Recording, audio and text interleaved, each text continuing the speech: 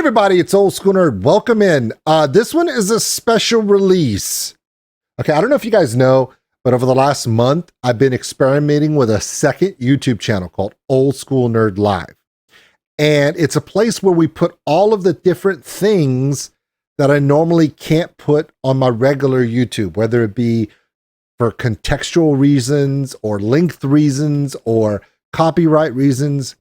But while over there, we've been checking out stuff other than music. And one of the things we've been checking out, myself, I'm a veteran of American military service, and I've been doing a lot of training, facilitation in the last 20 years. And so one of my friends from Sweden goes, "Hey, have you ever checked out how they train some of their soldiers in Sweden?" And I was like, "No." And I started this series called Jägarsoldat, which is basically the Swedish Arctic hunter group, or the Swedish hunter groups.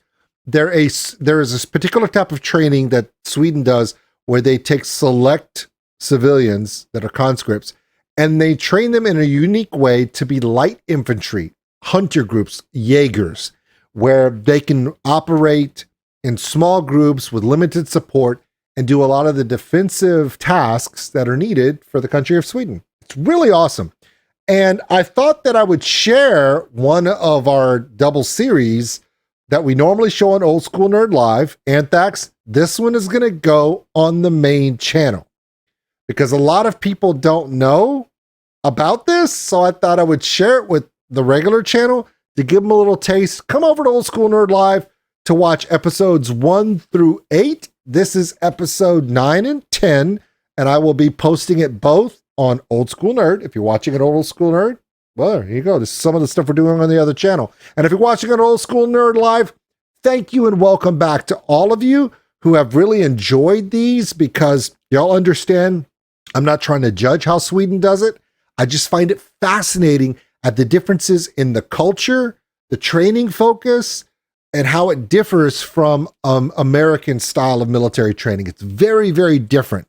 But I've really enjoyed the struggles, the achievements, and that learning curve for these young people in Sweden. So here we go. This one is episode 9, Never Give Up, part 1, from Soldat. This comes from the Swedish military. So let's check this out together. It does have English closed captions for all of you who do not speak Swedish. I speak some Swedish, not enough to keep up with this show. Okay, here we go. So, Jägarsoldat number 9, Never Give Up, part 1. Kamratskapen här som vi har, där man lever med varandra så pass. Okay, I need the English ones. English. Come on. English. Come on. Come on. I got you. Come on, I got you. English. There you go. Mycket som man gör. Ja, men det blir något speciellt. All right. You know, I do these live. I'm live on Twitch, guys. Live on Twitch. See? There's Anthax right there. Here we go.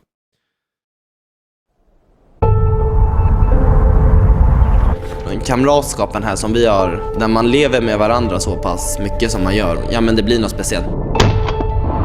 Första gången på skidor så hur ska jag ramla så att det är smidigast att ta mig upp. Det är beryktat som den tuffaste utbildningen. Okay. The guy said it's his first time on skis in Sweden. Does that happen often? Okay, let me put it like this.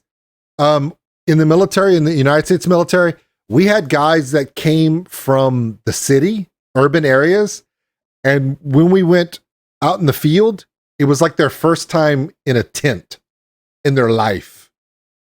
So I guess it does happen, right? Where you have people that have never experienced snow or skiing, even in Sweden. Is that true?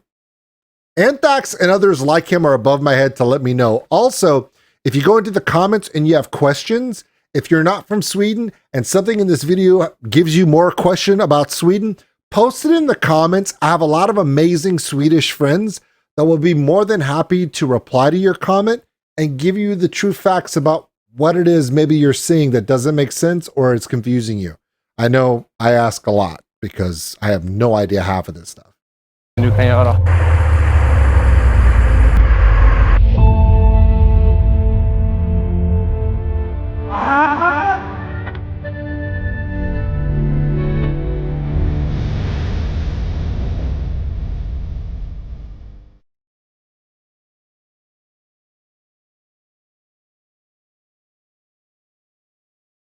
I know that they don't earn that patch until they've passed the hunter qualification.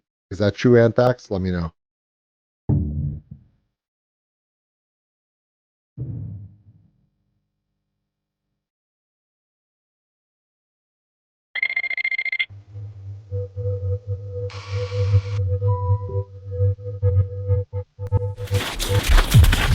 Tim Walsh, övningsledare för övningen Optimera stridsvärdet. Tidigare kallades för AGU, aldrig ge upp. Jag kommer att kalla den AGU. AGUn syftar till att kontrollera utbildningsståndpunkten på rekryterna. Det vi prövar är ju framförallt viljan och förmågan av det de har lärt sig. Jag har valt att lägga upp den här övningen med mindre sömn än vad de är vana vid. Och de kommer ha mindre mat att tillgå. Just för att de ska lära sig att kroppen fungerar ändå. If you haven't seen the previous episodes, they went from knowing nothing to learning quite a lot in the last, few episodes. And this is day 74. Okay. So they're only, 2.5 months in. It's very, very important that I say this. A lot of this particular group of recruits, they stay together and they're coming close to where they're going to be done with their initial military training. And apparently this is an AGU is an evaluation to determine which ones are not going to make it into the hunter program. And then I'm assuming once they determine this after the AGU, then they start learning specific jobs, leadership roles, heavy machine gunner, equipment operation, heavy weapons, medics, logistics, communication. All of those jobs have not been assigned yet. In the U.S. military, you already know what your job is going to be after your basic training. They send you to do your job training and then your MOS. And then you go into operational training where you learn to work with other jobs to form a unit. This is one of the things that Sweden does different. It's very interesting to me. Jag är rädd. Konstant. Just nu är jag ju väldigt nervös. Snart kommer vi gå ut i fält och ha det asjobbigt. I thought I turned that off, but it's still there. Thank you for the follow. Jag ska göra en övning som heter aldrig ge upp. Säg inte det någonting. Hjälp mig.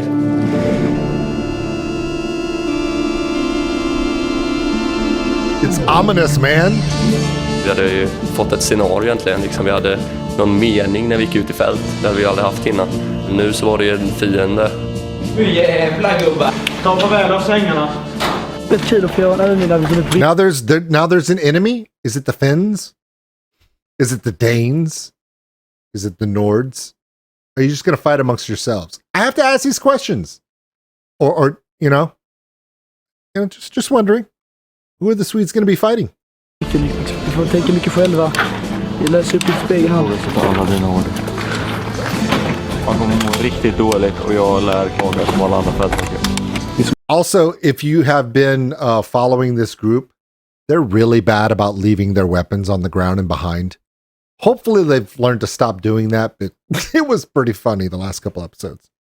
They just wander off and the officers and training cadre would pick up their weapons and just take them, and they'd have to earn them back. Quite fun stuff.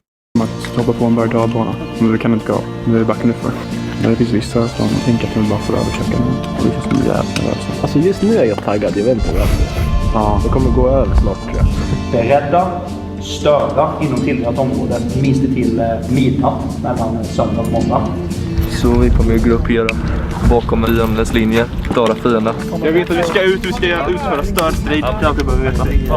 Det klassiska jägarstridssättet antagligen. Ja, hur ligger ni till? Kommer ni hinna på utsatt tid? Fylla på?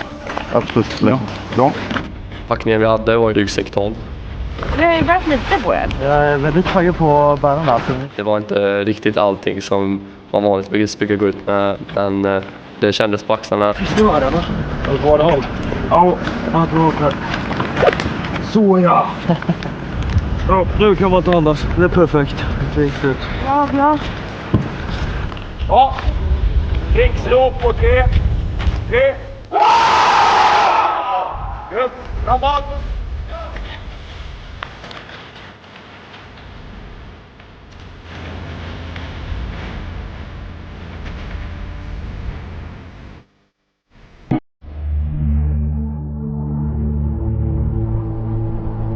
var ju första gången riktigt. Vi gick med ryggsäck 12 och nu gick vi med ryggsäck 12 i mörker mitt i bläskiga skogen. Fan, den börjar balla ur. Fruktansvärt jobbigt alltså. Jag ser ett skit med glasögon. Det var ju knappt som man såg personer som stod 2 meter framför dig. Tillräckligt bakifrån. Tillräckligt bakifrån. Ja. Så. Boom. Så i flera gånger det blev avbrott för att sista personen, kön, hade tappat bort. 7, 8. Det är intressant. Nej. Till slut kom vi fram. Vi packade ner våra ryggsäckar i ett runt omkring försvar. Därefter så fick gruppcheferna order om vilka uppgifter de olika grupperna skulle genomföra. Samtliga vet vad som gäller, va? Nej. Nej. Vet inte exakt uppgifter. Nej, ja, inte exakt, nej. Har vi det? Vi kommer att framrycka. Spana mot tidigare känd gruppering. Brysplats. Minst till och med 02.00. Genomför eldöverfall. När eldöverfallet är klart kommer vi framrycka till. Okay, when they were setting up their gear, for those who don't know, you saw them loading ammunition into magazines. You noticed that the tips were red. I was noticing that the entire bullet casing is red, not just the tip. Now, normally, red tip bullets are tracers. Normally, you don't have every round as a tracer, but for these recruits, they were all red tips. I don't know if because the attack and the movement are all going to be at night, and as under training conditions, they want to see where every round is going. Fair. They're not blanks. I've also seen blue tips where not just the tip of the bullet, but the entire bullet is blue. That's actually not a bullet. That's simunition. Instead of a metal jacketed round, the blue tips actually have marker dye in them. And they're still dangerous, but they're simunition. Also, all of their hand grenades, you notice, were painted powder blue, like this color blue. That is for training. A lot of times you will see powder blue ammunition and round tips and grenades and bombs. If it's powder blue, it's for training. It doesn't mean it's not dangerous. It's just less dangerous. For instance, the grenades that are powder blue, they have a triggering charge in them in the lever. You know, you hold a grenade, it has the lever, the arm lever, right? You hold that in and you pull the pin. When you throw the grenade, that lever flies off and that causes the fuse to start. Now on a training grenade, instead of it being encased, there's a hole drilled in the bottom. So instead of that triggering round triggering explosives inside and causing it to blow out in all directions with shrapnel, a training grenade just shoots the triggering charge out the bottom. It makes a pop, but there's no shrapnel, there's no overpressure, so it's not lethal. Now, do you want to be holding your grenade when it goes off? You do not. Because the amount of force coming out of there can cause burns, can cause, it's still not safe. So it's just not as dangerous, but it's for training. So just for people maybe watching this going, and they don't have a lot of information about military training, always remember, powder blue it's not safe, but it's for training. Okay. I've seen, you've seen bombs. Have you ever seen bombs on airplanes and they put them and the bomb front or the entire body of the bomb is blue? Those are target rounds for training. You'll see them when they're strapping for training flights in different documentaries. Those rounds in powder blue are not high explosive, which means when they land, you see the impact, you see where they're hitting, but they may not blow out because they're training. So anyway, sorry to stop the video, but people ask me in the comments, what does the blue grenade mean? What is this color round? Now, these soldiers, if you see just the brass, just the full metal jacket bullet, that is a standard anti-personnel round. If you see black tips, armor piercing. If you see red, tracers. If you see green, that's another color for training. There's many different other types of rounds, but the ones that they were loading were full red. So I don't know if that's simunition or if it's tracers. We're going to find out here in a little bit. Baka hit. Vi kommer vara tidigast 05.15, senast 06.00. B till 4 kilometer. Framåt. Den riktningen där vi... Vi gick en ganska lång bit för att komma dit. Just då var det väldigt nytt med gruppchef och vi skulle testa på att få vara gruppchef. Du fick en uppgift som skulle lösas, efter hur det löstes, det var helt upp till mig som gruppchef och Steffen och var fram till det. Men det var intressant, det var första gången vi gjorde något så stort i grupp liksom. Klar. Fordon!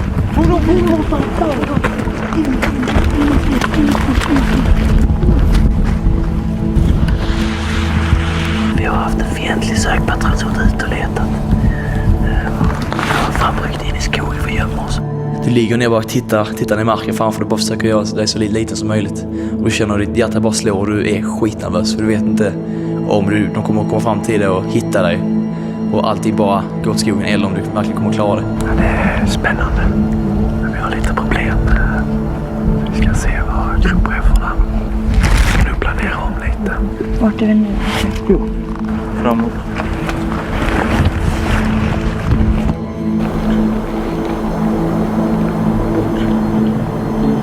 Det var jäkligt gott att få en kopp kaffe. Jag ser in i en spaningsgrupp där man låg. Och då diskuterade vi i grupp att ha på så mycket kläder. Och jag som gruppchef ville då ha folk vakna så vi tog beslutet att vi skulle lite mindre kläder på sig. Värme av. Vad spelar det för roll? Vi kommer att tappa fart när vi springer tillbaka. Vi kommer bli så varma så vi kommer att tappa konditionen, jag är ganska övertygad. Tänk efter, det är ju 3 timmar. Jag säger mig nu, jag kommer att ta beslutet med att vi kommer fullfölja det. Kommer och av. Och vi får i alla fall ha regnsel. Det hade varit möjligt att vi legat där i. Bara M90 stridsväst. Sen placerade vi ut alla och väntade. If anyone followed that conversation, the team leader said, we're going to, they're layered. They have their underclothes, then their standard gear, then they have an overcoat for winterization, and then a rain layer.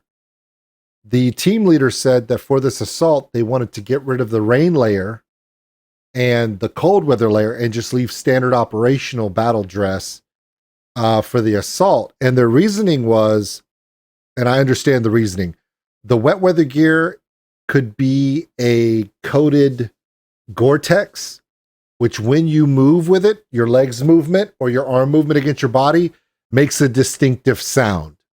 That is pretty loud. Okay? For quiet. Also, when they realize that they're going to be moving fast after the attack for the bug out, they're going to be running. So the team leader's thinking, drop the layer of overcover layer to prevent sound, but also when they're running back, if they have all that gear on them, they will sweat. And something that I am not as familiar with, that apparently these Swedish soldiers have already been trained on, is if you sweat in these areas, it is very dangerous because you're susceptible to hypothermia. As soon as your body cools, now you're wet and cold, and that's bad. So they're saying that it would prevent us from overheating coming back, and the extra weight will allow us to move faster. And this is one of those decisions where his teammates, who are not in the same frame of mind that he is in as the team leader, are thinking, well, if I take off these layers right now, I'm going to be cold. I'm going to be miserable. But the team leader's like, I'd rather be miserable now and be alive in 2 hours, both from a noise situation, tactical noise situation, and also, like Anthax says, wet and cold equal death. And Anthax would know. He lives in Sweden. So there you go. Det är sparat. 2 timmar på ingenting. Nu väntar vi på ett perfekt tillfälle för att genomföra eldavfall. Det är svinkallt. Tanken var lite att lättare klä sig. Att om du då fryser lite så ska det vara svårare för dig att somna. Men alla lyckades ju ändå liksom. Så fick man ju gå som väckningspatrull och väcka alla. Det var en paus där, jag tänkte att jag skulle spana lite själv, men jag somnade själv också. Så det är inte så att jag kan inte klandra folk alltså. Så kommer bilarna och rullades in, och de ganska sent på natten då. De börjar upp eld och de liksom börjar agera. Övriga gruppen öppnar eld efter mig då, så jag skjuter första skottet.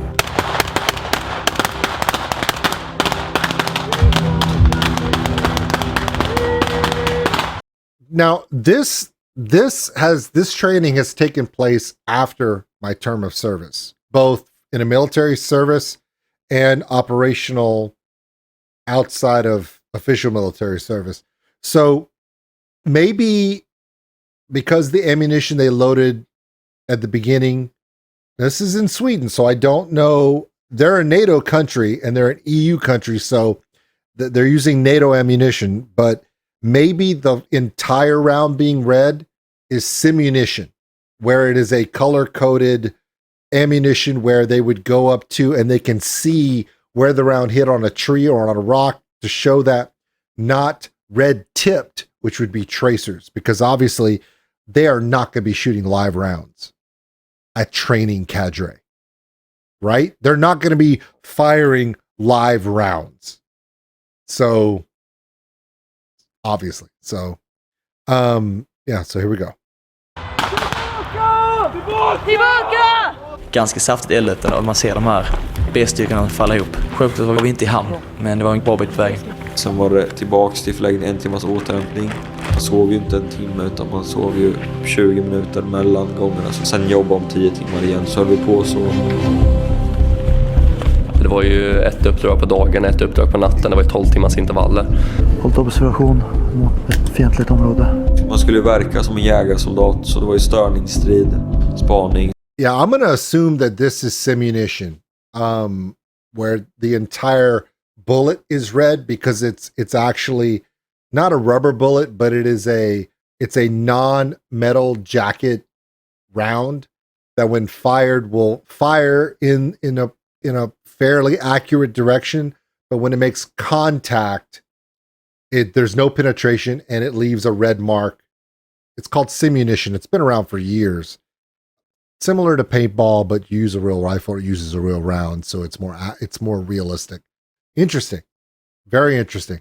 So, yep, Sweden's doing it right. Sen ändå fan, sådana saker jag höll på. Du gick ju inte med 12, gick med uppdragssäcken. Väldigt mycket gå fram och tillbaka till uppdragen. Vi hade ju Anton ut som gruppchef. Han är bra liksom på att leda. Blixtlås vänster. Han tänkte inte bara på uppdraget alltid, utan han tänkte på gruppen också. Tog oss försiktigt och spanade båda lite nere. Ja. Och framåt tillbaka in i terrängen igen. Bra jobbat. Jag kommer att ta hand om dem. Hur är stridsvärdet på gruppen? Jag skulle säga att den är hög. Bra.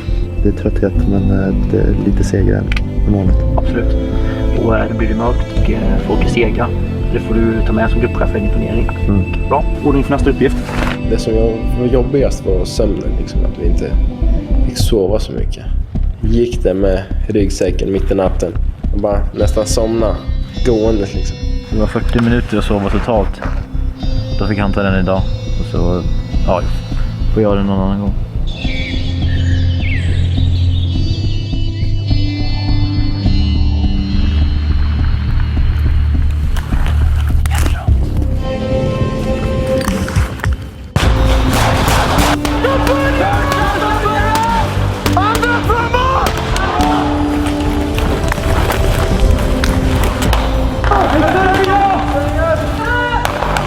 As they get closer, I'm going to want to see if I see any simunition hits. They're going to be small. They're not like paintball hits. They should be very small.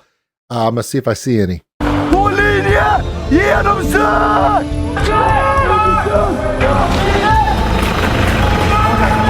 Gå där.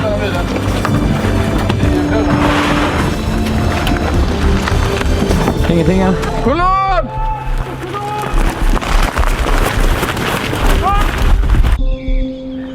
Så jävla kul. Didn't really see any, but you did notice that they used white vehicles with red X's. And I think that's because they will be able to see where simunition rounds hit. So they can see how accurate the fire team did in engaging the vehicles. Also, the green buildings, the red simunition should show up there. Very interesting.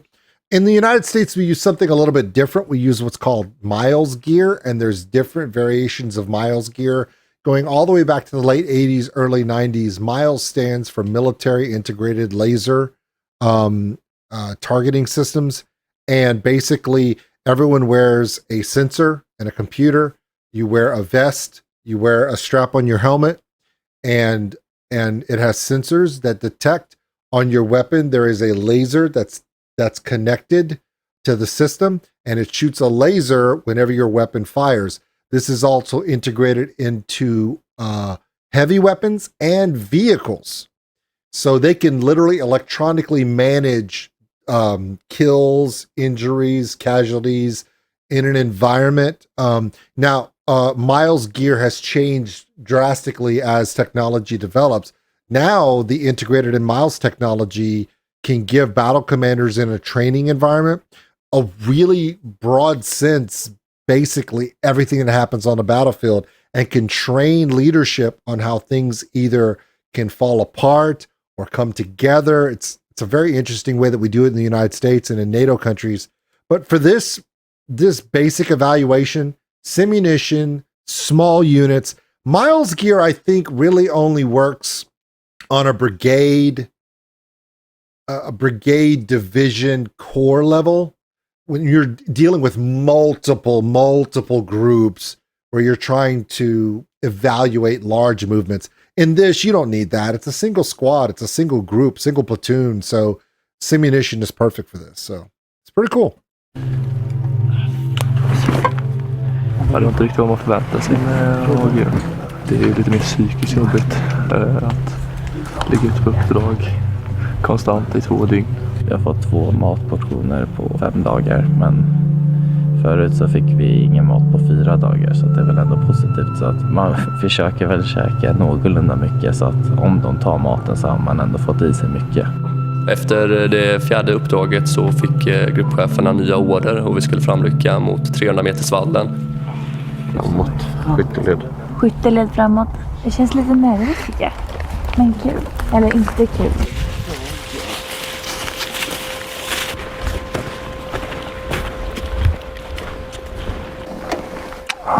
Alltså, lite ont i fötterna. Jag vet inte fan vad jag på mig alltså. Jag är så pass trött för det här laget, så även en liten bit sömn skulle vara så underbart just nu. Vi ska, tro det eller ej, återhämta hit till 300-metersvallen. Där. Jag ska få sova in i natt så jag mår bra. Det är som en 5-stjärnigt hotell nästan. Det här är helt underbart. Jag kommer vakna varm och torr. Då ska vi genomföra ett gruppchefsbyte. Ja, jag blir som gruppchef.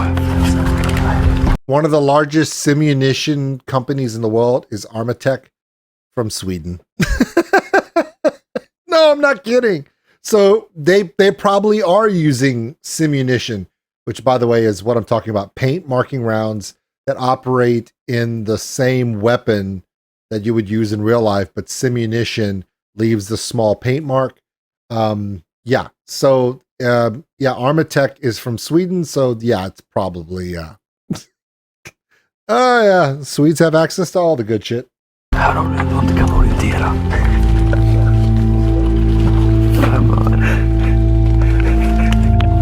Men vi kommer inte fram till slutet. Här gjorde vi. Jag käkat alldeles för lite. Tack så mycket. Mysigt. Man kryper ner i sin sovsäck och lägger sig ner på blunda och känner att nu är allting frid och fröjd. They're gonna get attacked. I mean, I would.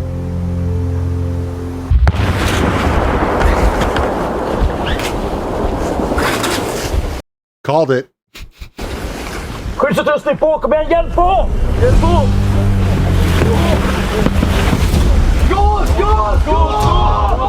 Nej. Oh, even better. NBC exercise right in the middle of it. Perfect. Wakey NBC exercise. NBC stands for nuclear, biological, chemical.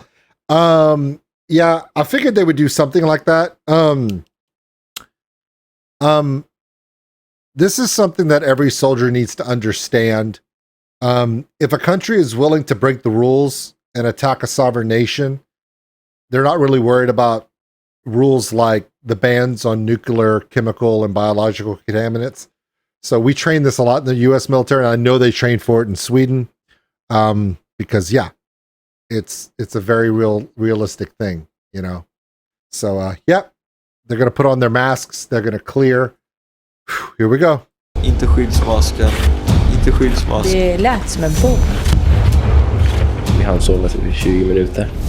Folk skriker. Smart. Okay, so you notice how the leader said protective gear on. That means everyone put your helmets on, put your battle vests on, which is your body armor. Get up and get ready to fight. However, the second someone yells gas, gas, gas, everything stops. Protective mask first. Because in a battle situation, your airway is the most vulnerable aspect. Your mucus pores, your mucus areas of your eyes, your nose, and your breathing. If it's a nerve gas, it'll incapacitate you in a matter of just seconds. You put your mask on, you have minutes to get everything else on to protect you. Could you still be severely injured or killed by nerve agents on the skin that's exposed? Yes, but you won't immediately die. It's a matter of battle care triage, fighting chance. So there are some military doctrines, which, by the way, this is completely illegal against international law. If an army did this, they would be prosecuted for war crimes. But we've learned in the past, in the Yugoslavian War of the 90s and Chechnya and other places, they've used chemical weapons where the attacking enemy will wear all of their protective gear, mask, gloves, the whole mop 4, launch chemical weapons, and then go in with rifles to clean out. It's scary, scary stuff. But that's the training right there. No matter what you're doing, if someone yells gas, gas, gas, someone detects, or the NBC chemical monitor nearby starts blaring, everything else you're doing, even if you're putting on your helmet, does not matter. Mask first, seal, clear, get a good seal on your body, on your face, get a good seal, breathe, have a good airway, then do everything else. It's the only option. There is no other option. It's pretty cool. And they immediately, instinctively went straight to it. So that's good stuff.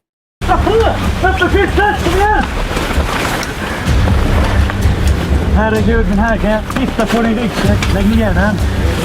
Det här funkar ju inte. Det tappar ju på en massa grejer. Det var ganska mäktigt med, för jag var ju gasmans på och så bara sprang vi ut.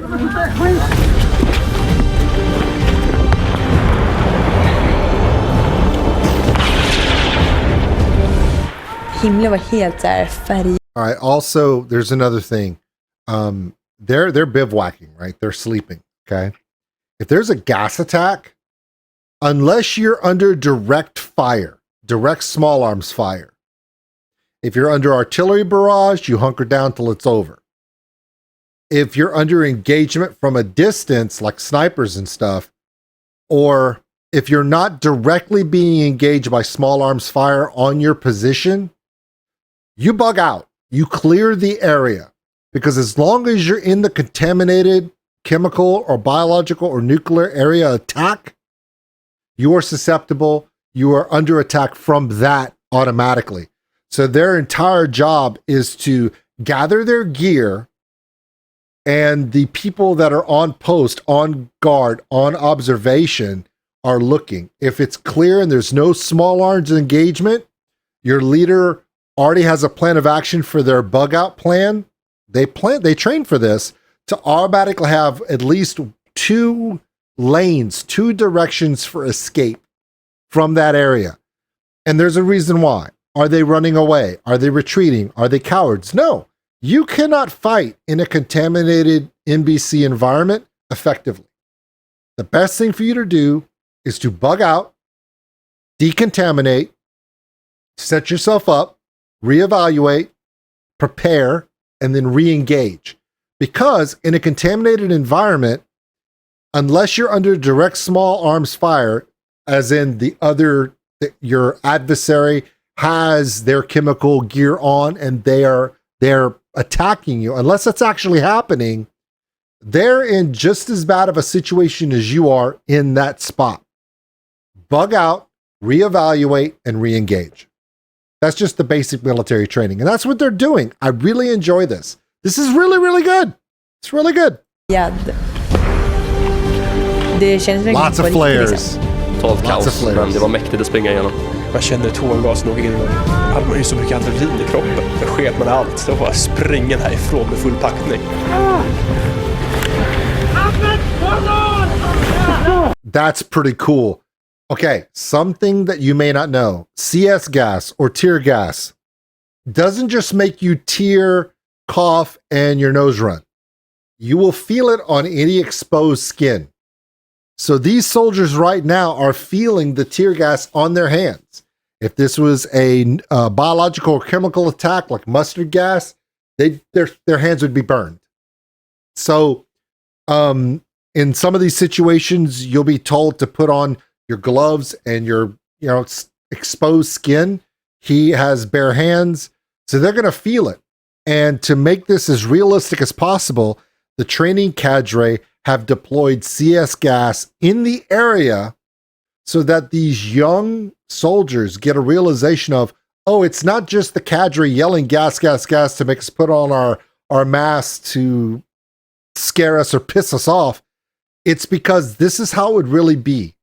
And to the training students, these recruits are now realizing, if this was real, this burning sensation on my hand would be a lot worse. This is real. This is how, and CS gas, there's a couple different types. One of the training CS gases does not float away very easy. It's not lighter than air. It kind of lingers at eye level and on the grind level. And that's very similar to an aerosol chemical. And so that's basically the idea of, you have to clear the area. This stuff's not going to settle on the ground unless it starts raining. It's going to be here. We have to leave the area. It's really, I'm really enjoying this video because this is one of the disciplines that I was in the training cadre for in Op 4 for joint operations, where we would give them a very realistic environment. And then we would evaluate them based upon that environment. And in the real world, you train like you fight. And if you're not training correctly, you won't fight correctly. So this is really cool. I'm enjoying this very much. Sorry to stop, but I want to share what I'm seeing and explain things that might seem innocuous or irrelevant to the untrained eye. Some of you here understand what I'm talking about. Like Anthax knows what I'm talking about. That all of these little things are very important. It's very important because if I'm going to be fighting with these young people and we come to the real world situation and they don't know what I know and they don't react the same way, we all get screwed. So it's kind of cool.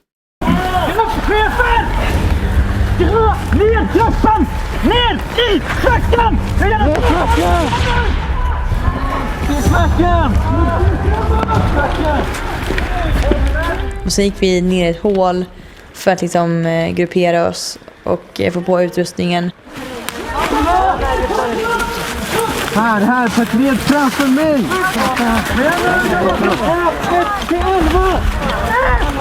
Andra! Ja, har ni samtlig personal på plats? Ja. Materialen sitter på ryggsäcken. Ja, löjtnant. Bra!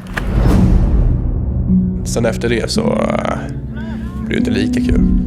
Vi kommer inledningsvis nu ligga på lite så vi kommer bort från den här platsen. Sen var vi tvungna att ta oss snabbt därifrån så vi halvsprang med stora ryggsäcken. Så jag vet inte hur jag mår faktiskt. Kommer marschen härifrån upp till Varberget. Det var en marsch på ungefär 1,3 mil. Ja, där är det. Okay, you see the ones that have condensation in their mask. They're breathing heavy and they don't have a good seal above the mouth. The mask should fit snug to where that condensation doesn't rise up into your face, but they could also be sweating and heat emanating off their face that's fogging up. Now, this person here, is their mask sealed properly? I don't know. Are they? Is their hair keeping them from getting a good seal? And cool air from the outside is allowing it to not condensate? So who's right and who's wrong? Because his eyes have great visualization, he has no condensation like some of the other ones. But is that because cool air is getting in? If cool air is getting in, what else is getting in? These are all things that are evaluated and they're checked, because I don't know how far they've moved. I don't know how warm their bodies are. I don't know how cold it is outside. I don't know what the humidity is or ambient temperature is.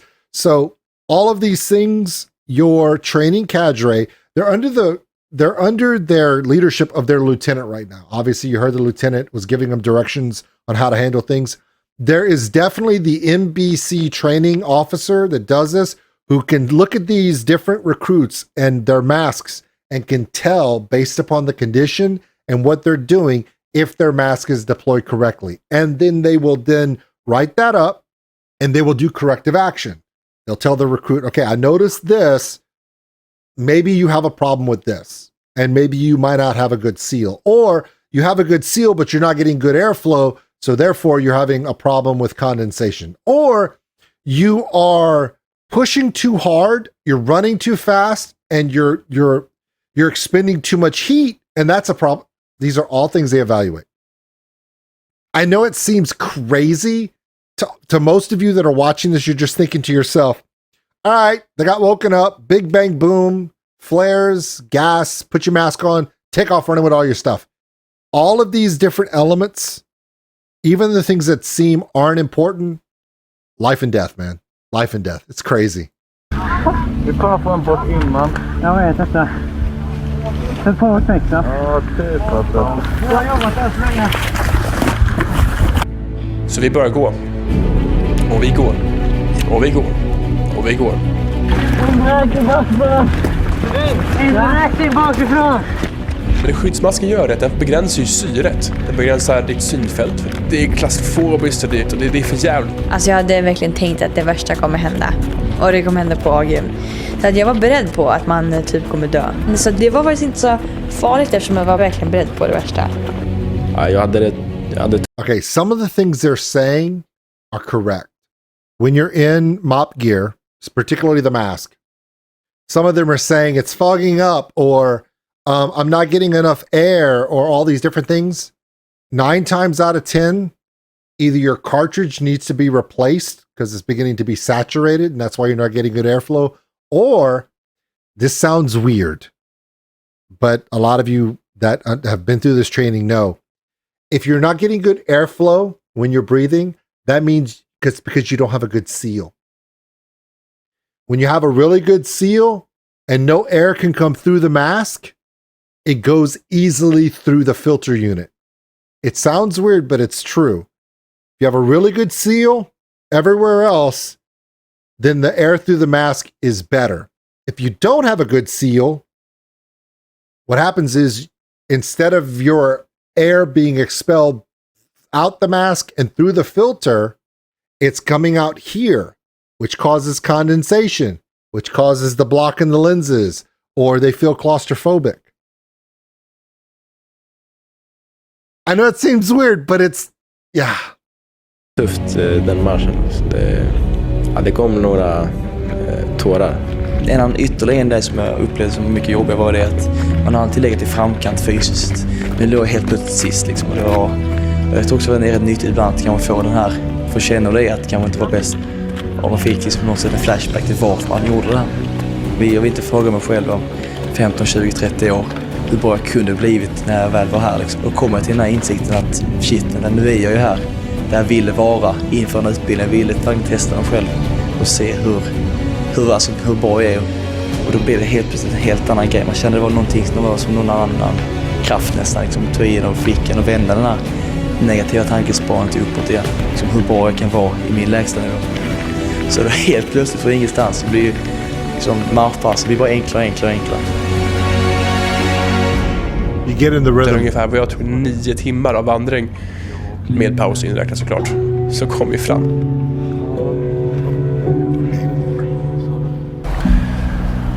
Tja Bogge. Kallt det. Nej, en natt var hemskt alltså. Fruktansvärt hemskt. Nej, usch. Jag bara gick. Nu ska jag snart vila. I 1 timme.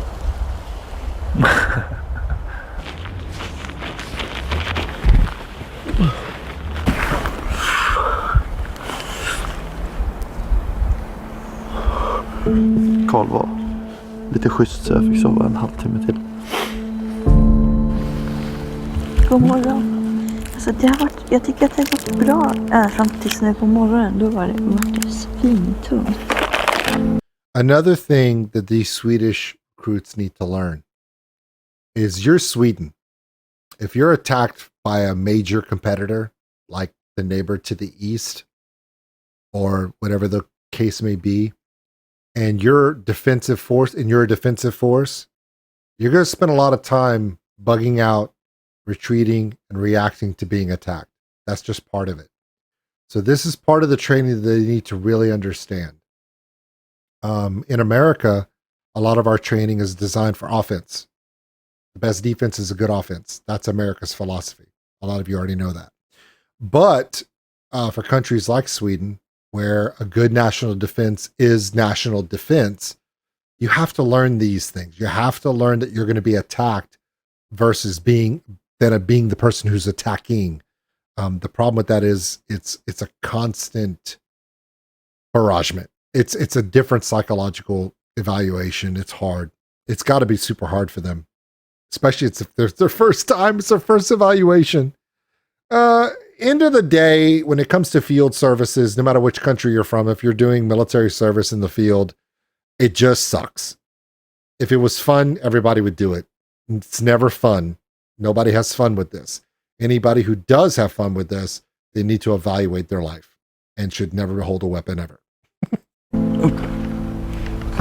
Upp, mamma har bakat bullar. 20 hade försökt att byta av. Misslyckades. Ja, ska jag byta om så du kan få sova lite? Det skulle vara underbart. Jag lyxar till det. Kör varm mat. Man känner sig lite gråtfärdig. Det är inte att man är ledsen liksom. Man är liksom bara trött. That's real.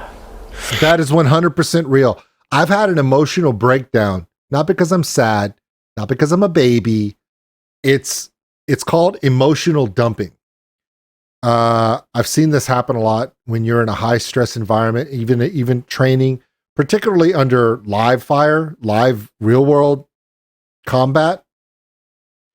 When you get to that part where you suddenly can breathe, all the adrenaline that has been coursing through your body has to balance in your body. And when it happens, your mind, your physical body will relax. But mental, physical, emotional is always a balance.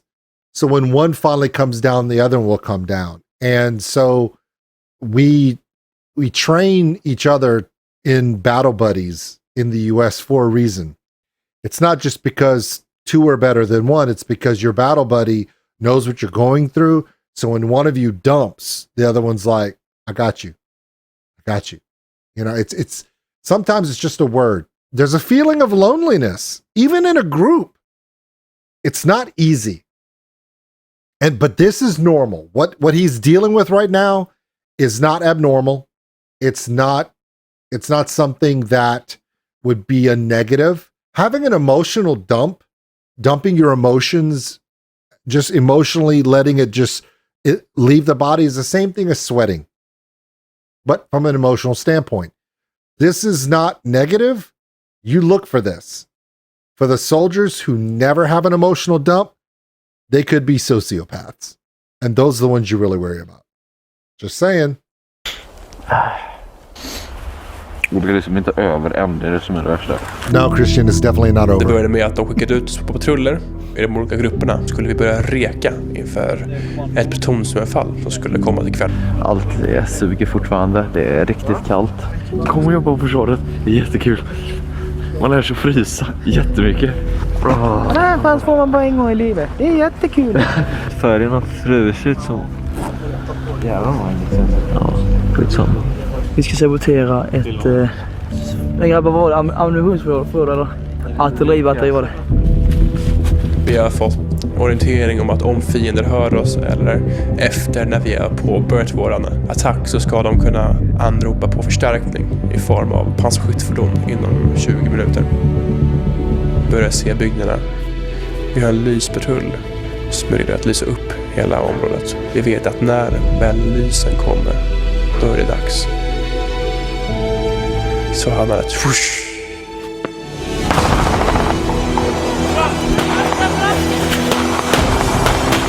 Det bara smäller och vi tar mark. Stridsställningen bakom ett hus. Vi försöker spränga artilleripjäser. Så kommer det där jävla pansarskyttfordonet inom 10 minuter istället för 20. Vi måste då flytta oss bakåt. Time to go. Jävligt häftigt göra. Kanske lite oorganiserat med första plutonsöverfall, men vi hade en grundplan vi skulle göra. Så började vi springa upp för det här jävla berget igen. Very important that the training cadre and organizers have the intelligence to be wrong. Have the plan go awry. Say you have 20 minutes to achieve your objective because in 20 minutes the armored vehicle will arrive and will take out your team, and then have it show up at 10. That is good training, because then they'll come back and evaluate it and say, okay, you were disorganized. So when the enemy didn't do what you planned for, if you were better organized, your bug out or your tactical reposition would have been more effective. And okay, and this is how you do it. This is good evaluation. This is good training. This is what you want to do.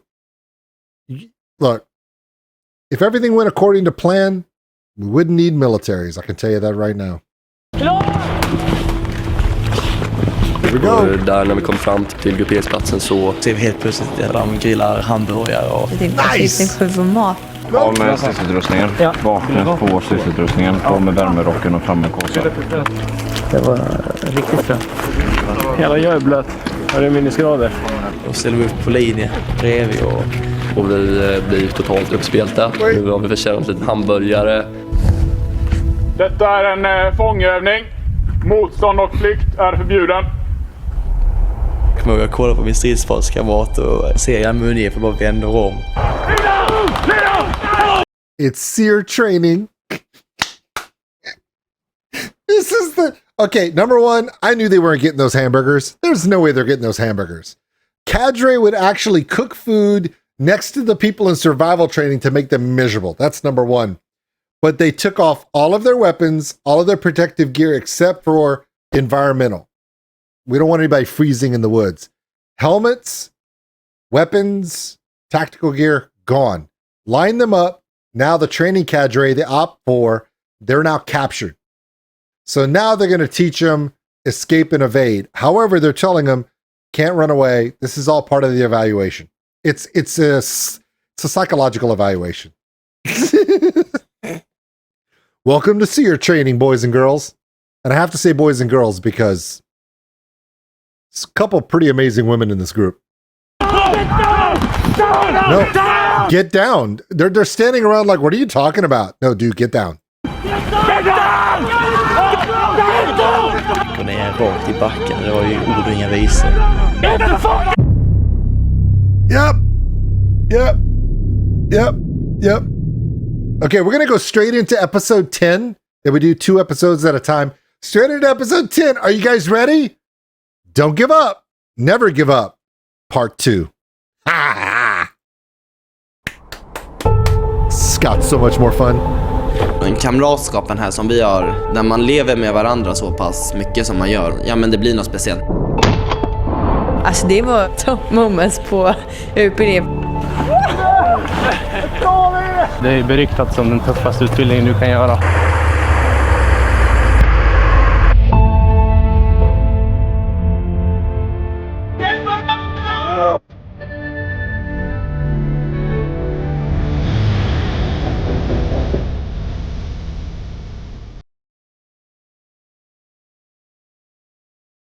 Thank you, Antax.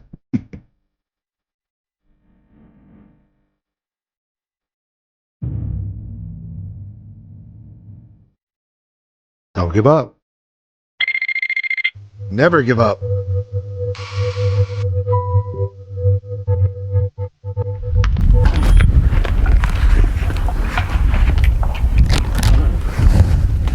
Detta är en fångövning. Motstånd och flykt är förbjuden. Okay, so you saw that. This is a catching exercise. This is how they expect you to behave if you're captured. They do not want you running away because it's dangerous to run away at night in a training environment. And no resistance. They want you to be a Swedish service member after being captured. It's part of the training.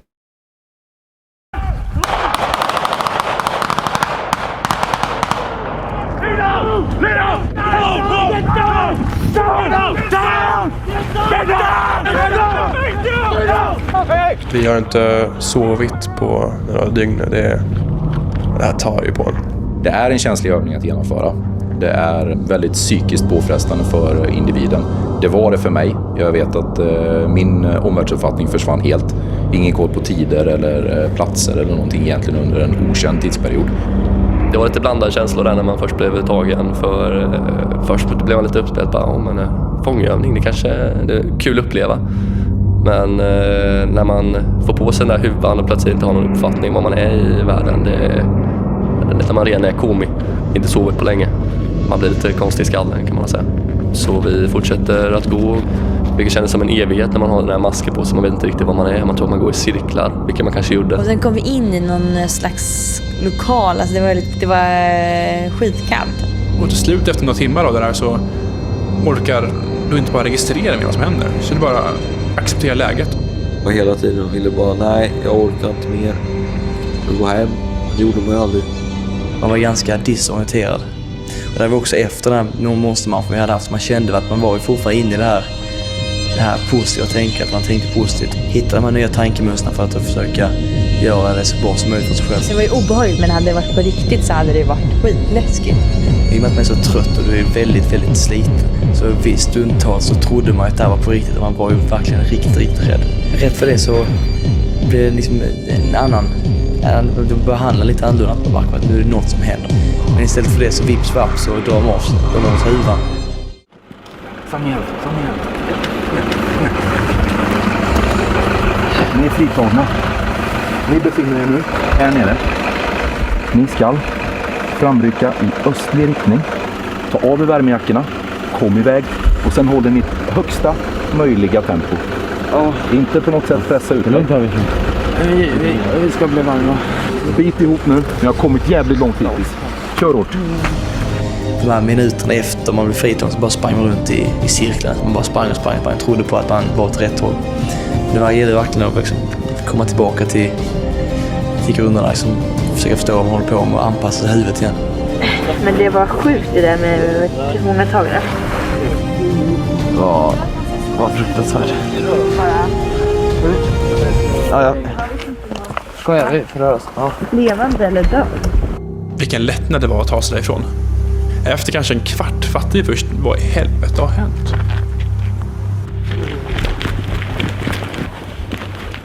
Karl? Wow.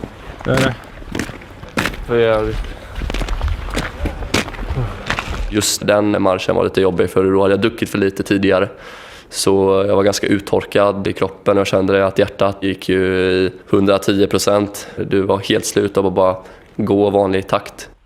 Så när vi till slut kom fram till en liten bäck, då bara drog jag ner huvudet rakt ner i bäcken och bara drack.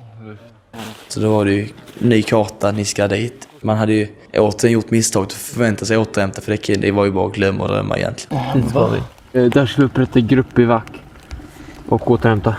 Ja, men det låter jävligt. Ja, så det är bara att kämpa på dit nu. Sova så in i helvete och käka. När ska jag det? Det är ingen tid utsatt, vilket är perfekt. Vi måste ju gå sakta nu för det är så den där är folk som är rejält komiga och mina hälar funkar. Det är ju inte skitlångt. Nej, det är inte så långt. På vägen då får vi också en dygnsportion extra som vi då alla i gruppen ska dela på. Det är så himla bra! Alltså det här var guld. Mat är mitt liv. Nu ska vi höra asmysigt. Så. Behöver knapra. Så det var bara lunka på och fortsätta. Vi gick ganska bra bit tills vi kom till flygfältet. Vi ska bygga en gruppbivack. Vi ska kunna överleva vid 5 i natt. Jag känner smaken av pizza igen. Det luktar friheten. Jag försöker samla ved för att se hur det går. Ja, det här är ju genomsust.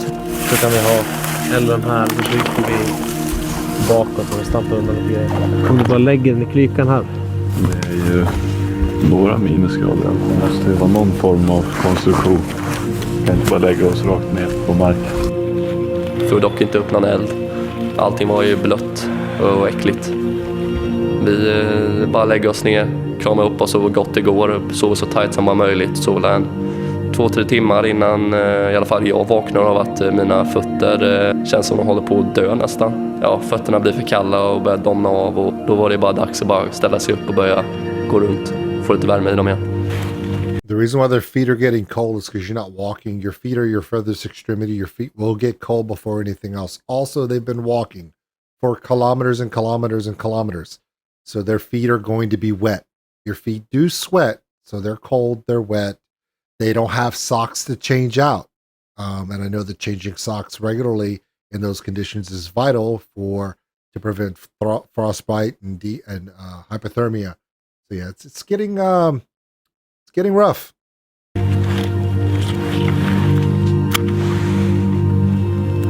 And all that wood is green. There's a lot of burnable stuff there, but all that green is just going to smoke. Jäkla frihet att få komma fram till platsen man hade. Så veta att nu kan jag få vila. Hallå, ni kan inte somna allihopa här nu. Kommer ni vakna med elden är släckt. Nu får ni sova i omgångar. Jag sov ju nyss i 2 timmar där. Första långa sömn jag haft på typ 4 dygn. All right, day 5. Ungefär 12 timmar har vi väntat på. Planen är att vi ska vara här tills vi får en signal. Alltså att vi har en kille som vaktar. Och då ska vi rusa dit och göra något annat. Så vi har ju lyckats med det nu. Då kommer ju de andra bevakna för de har inte lyckats. För då har de med sig sin matpåse och köper in det här. De kommer bli mätta. Och vi gjorde världens brasa liksom. Så vi kom i andra grupper för de har inte lyckats starta eld. Så de kom till oss och det blev en sjukt stor grupp. Det var skitmysigt. Och så pratade vi typ om vi skulle... Okay, so this right here is contrary to U.S. military training.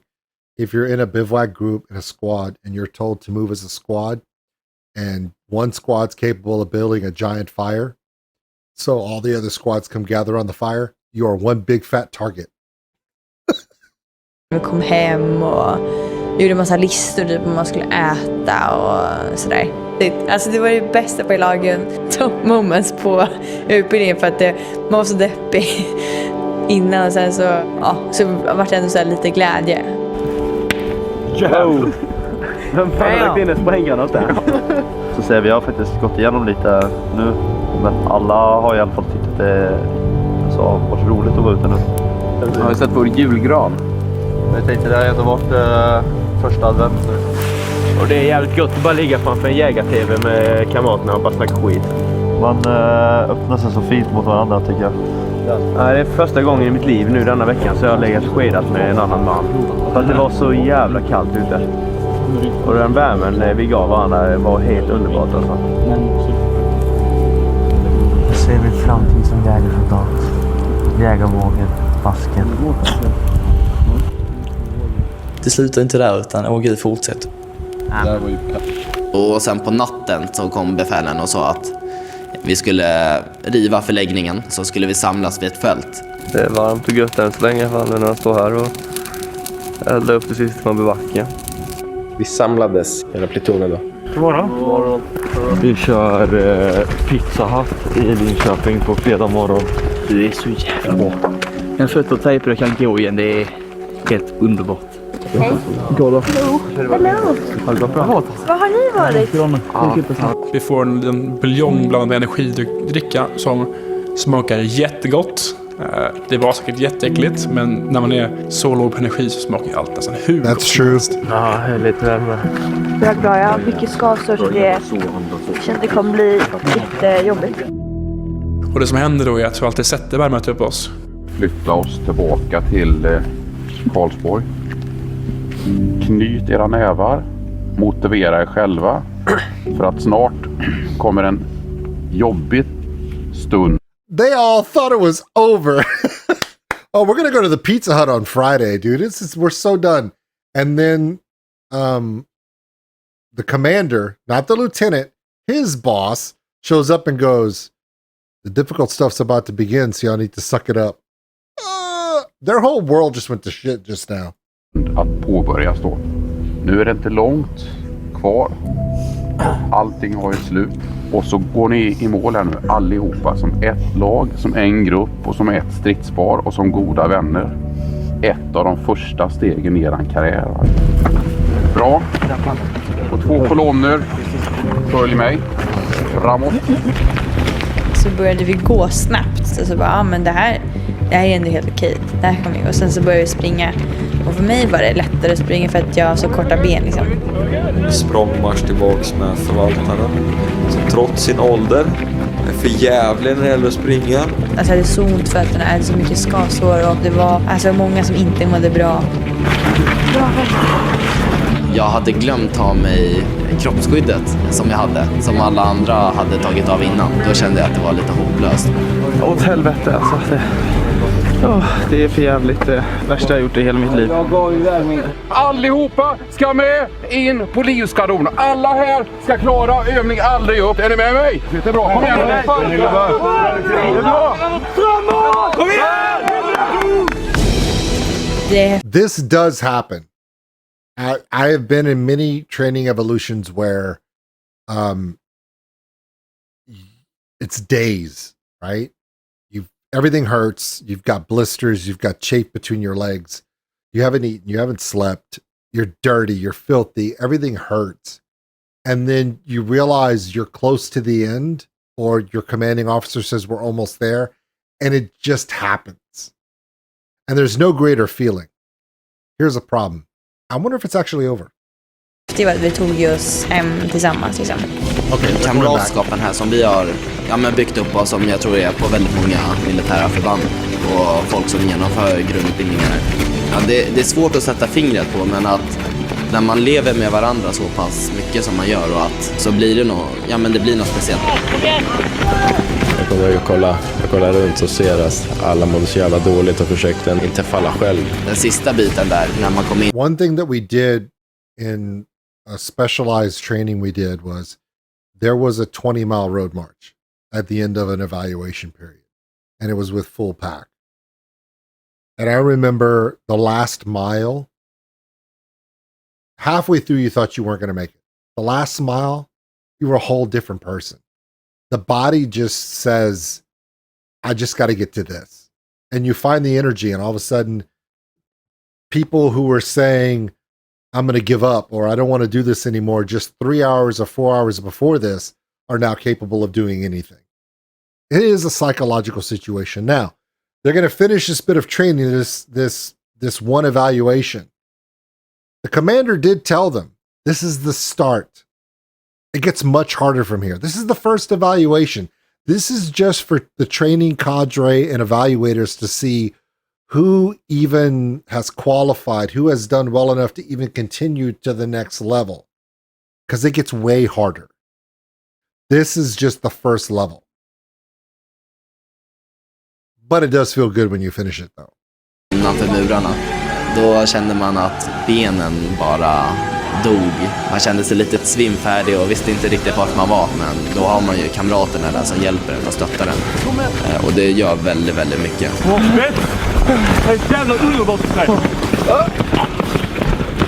Sista slutspurten var hemsk, men det var också så här magisk liksom. Nu är det snart framme. It was horrible, but it was also magical.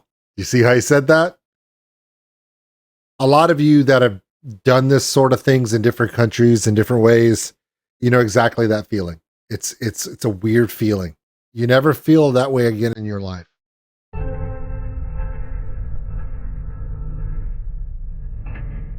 Och ha den här tryggheten och göra det här i grupp, gå åt samma håll och alla bara kötta och kämpa för varandra. Att vara i den här momentumet, det var väldigt...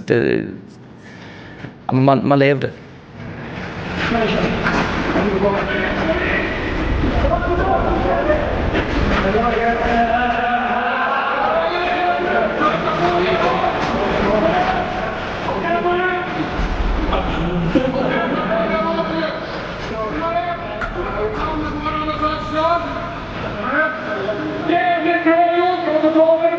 Och det var så häftigt att komma in i mål, för alla var ju så lyckliga liksom. Det var verkligen en gruppprestation.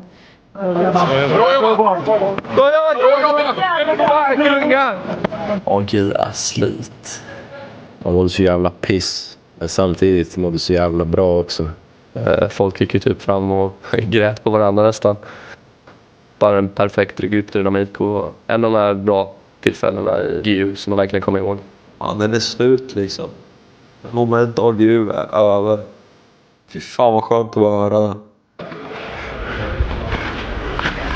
Nu ska vi in här, kom nu. Oj. Bra jobbat.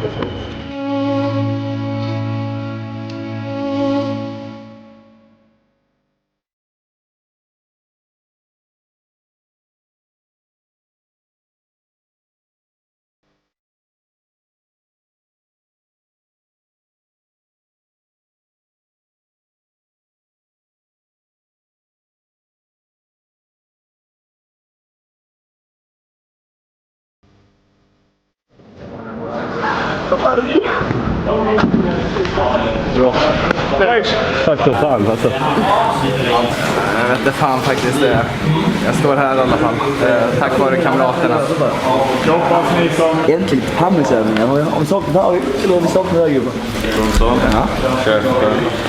Ställ in dig. Inte en chans på det. Nu måste. Eller hur visst det? 600 beach i handen. Ta lite mer vatten här.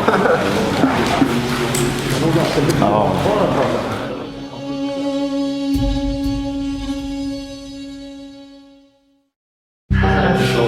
Ont det gör. Ja, det är... Here it comes. Fan, nu är det vård i några timmar. Och sen får man... Vård resten av dagen. Ja. En arbetsdag med vård. Ja, klassiker i Försvarsmakten. Men frusit i liksom 6 dagar konstant och sen komma tillbaka till det är fruktansvärt skönt. Ja, jag känner mig hur glad som helst. Det här är avklart. Äntligen kommit till en punkt som vi snackade om tidigare i vår höstråd. Man vill verkligen se hur det var att må. Alltså riktigt dåligt och se hur man liksom reagerar på det och liksom var i den stunden. Och ja, vi kom dit. Och jag tyckte vi reagerade jävligt bra på den stunden också. Så att jag är helt nöjd och jag känner att det har gått jävligt bra. Man tror ju att det är så enkelt att man bara tar sitt vapen, sen går ut i skogen och sen leker man krig. Men alltså, det är så mycket in i den här utbildningen som bara sträcker sig utöver vad man någonsin skulle kunna tro om den.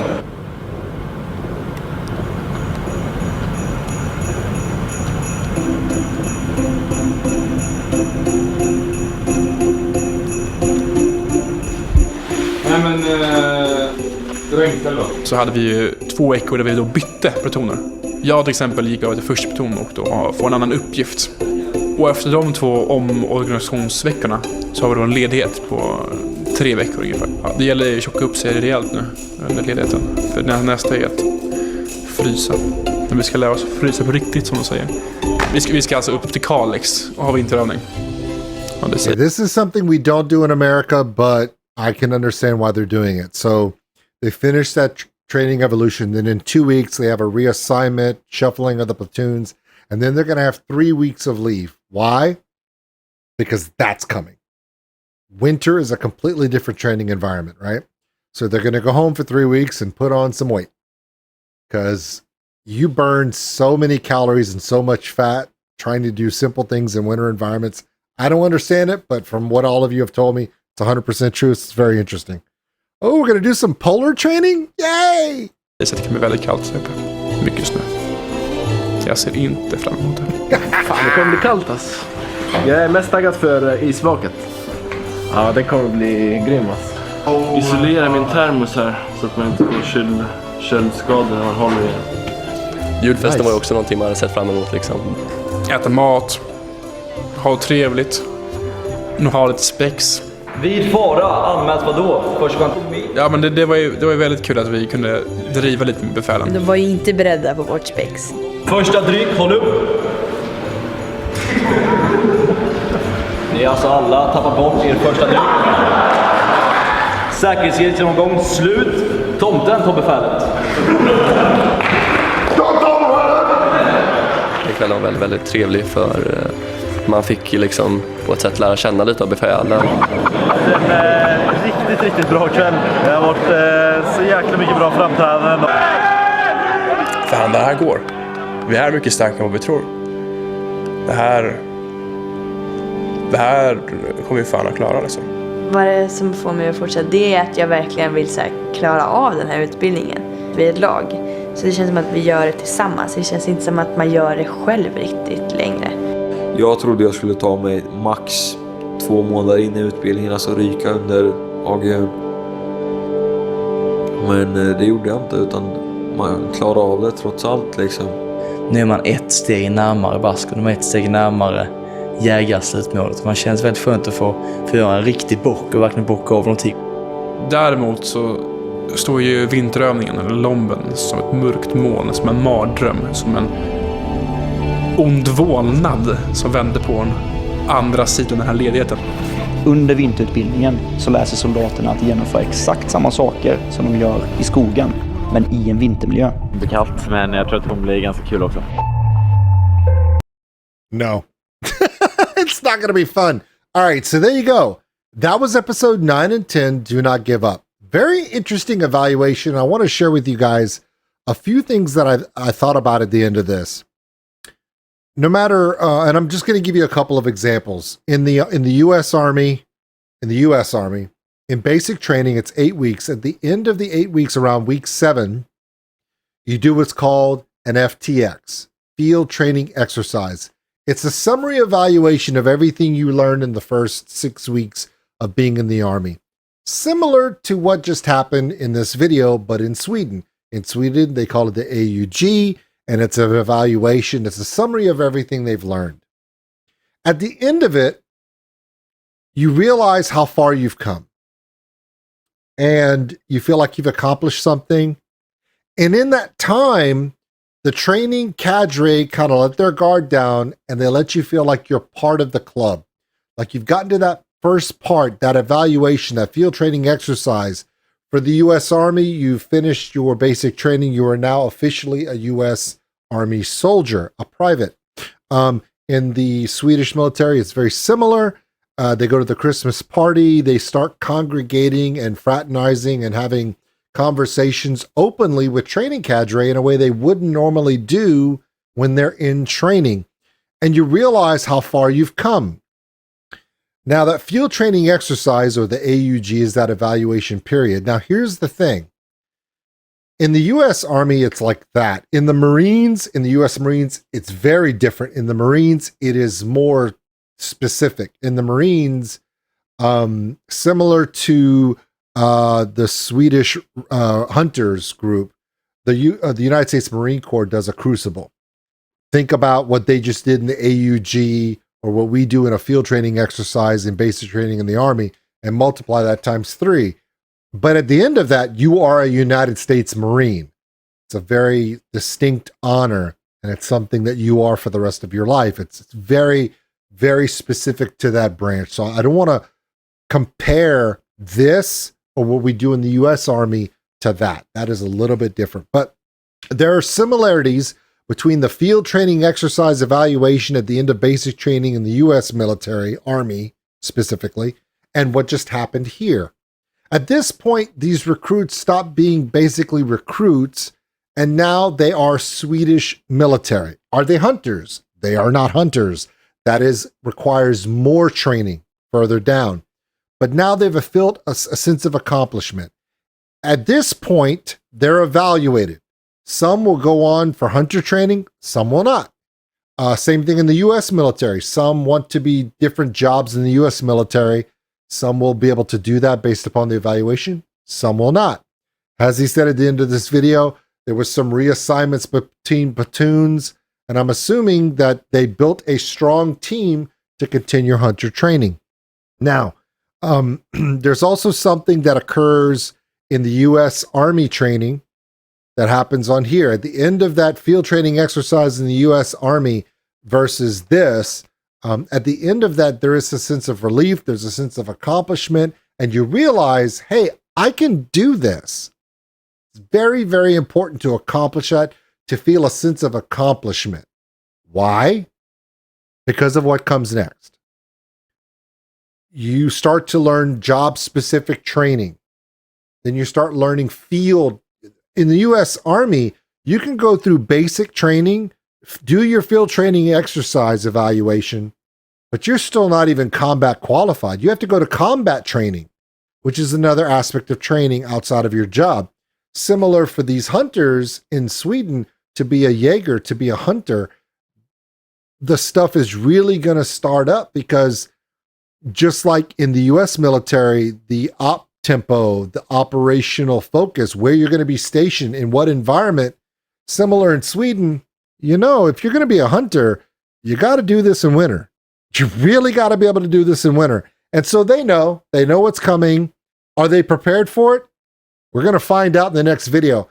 To all of you here on Old School Nerd, yes, we've been exploring this on the Old School Nerd live channel. If you're watching this on Old School Nerd live, you've already seen the other ones. So if you're seeing this on Old School Nerd, check out my other Old School Nerd live channel where we have the previous episodes to this. And it's kind of funny because in the first 2, 3, 4 episodes of this series, I had no idea what I was doing. It was hilarious. I was confused as all get out. But now I'm starting to understand the philosophy, the training doctrine, the orientation, how they're doing it. And I think because of Sweden's role, because of Sweden's history and their geographical area and their philosophy, the training works and they make some outstanding soldiers. So there you go. All right. If you enjoyed that, check it out. And I wish all of you a very happy new year. And I'm glad I can share this with both channels with all of you. Thanks, Anthax. By the way, this is all Anthax is doing. He was the one who wanted me to try this, and we've had a lot of fun doing it. So thank you, Anthax. We'll see you later. Thanks for watching, everybody. And if you enjoyed this video, give us a like. It really helps the channel grow. Also, if you want to subscribe, right over there. A big thank you to all my Patreons out there for everything you do. And if you want more content like this, check them out above. Remember, love one another, take care of each other. We're all stuck on this mud ball together. We'll see you later.